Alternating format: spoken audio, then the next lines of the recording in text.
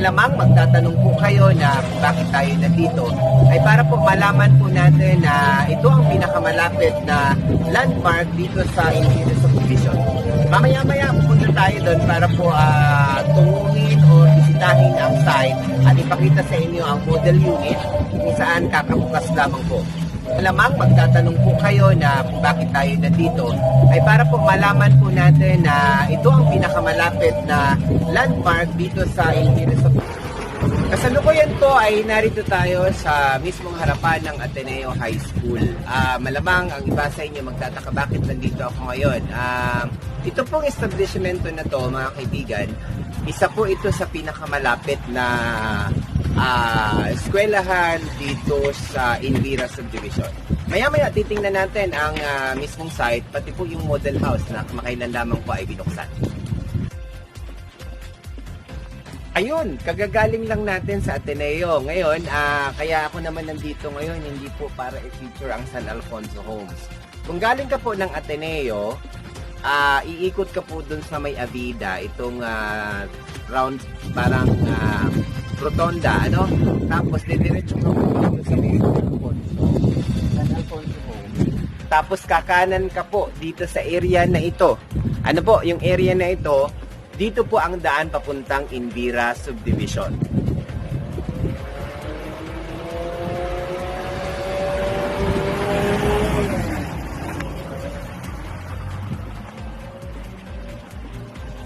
Ayun, kiniling natin ang camera ng konti. 3 daan po ang pwede niyong daanan na papunta dito sa Invira Subdivision. Isa lang po ito na ating tinatahak from Ateneo High School to San Alfonso Homes. Isa lang po ito sa mga dadaanan ninyo kung kayo po ay pupunta ng Invira Subdivision. So, maayos po ang daan dito, kaya dito po kayo nire-recommend na dumaan. Maliban po yan po sa doon sa may San Felipe area. Ayun, nakarating na rin tayo dito sa mismong site ng Invira. Ang Invira Subdivision, ayon po sa mapa nito, titignan niyo po dalawa pong main entrance po ang mangyayari dito. Ano? Itong isa na to, ayan, tsaka yung sa kabila. So, dalawang gate po ang gagawin dito sa Invira Subdivision. Kaya napakaganda po nitong subdivision na ito. Kung titingnan nyo po, mamaya ipapakita ko rin sa inyo yung mismong development plan ng Invira Subdivision.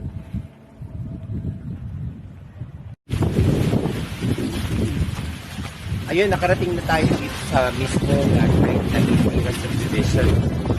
Kung mapapansin niyo po, ang harap mismo ng Invira Subdivision ang mountain. So yan po ang view niya from the subdivision. Dito sa harapan niya mismo ang mountain.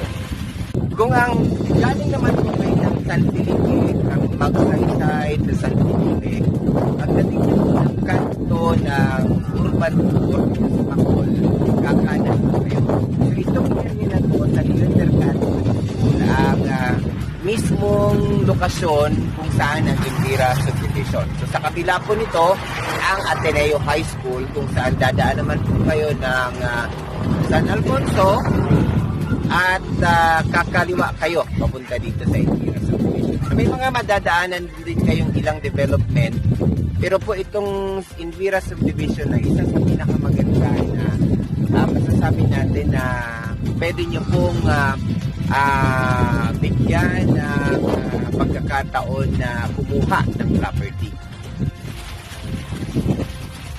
Itong mismo ang area kung saan ako nakatayo, yung gate na yung isang gate ng subdivision base po duman sa site development plan ng Invira.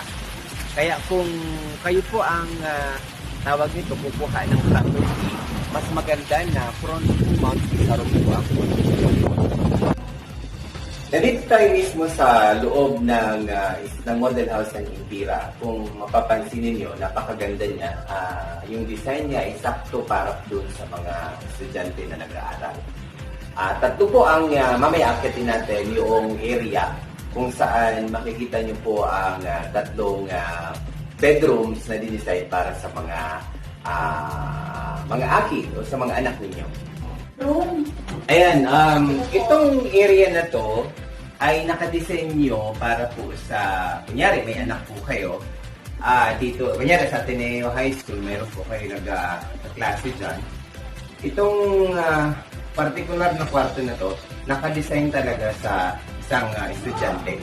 Meron po siya sa baba na parang study table, tapos sa taas naman, yung kaniyang higaan. Ito ang second floor mismo ng Envira Model House. Ano po? Tatlong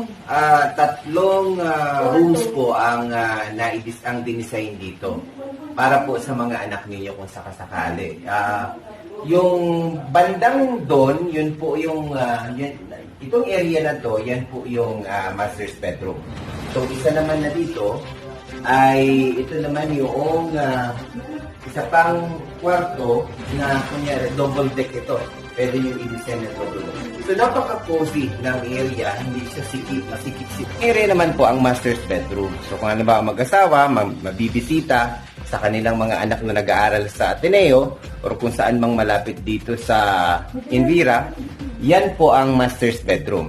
Tapos itong isa dito sa gitna, isa pa rin po yan sa mga kwarto.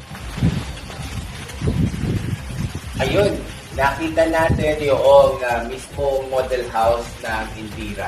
Kung mapapansin niyo, ang design ng model house ay naka-specific ito doon sa mga estudyante na mga nag-aaral.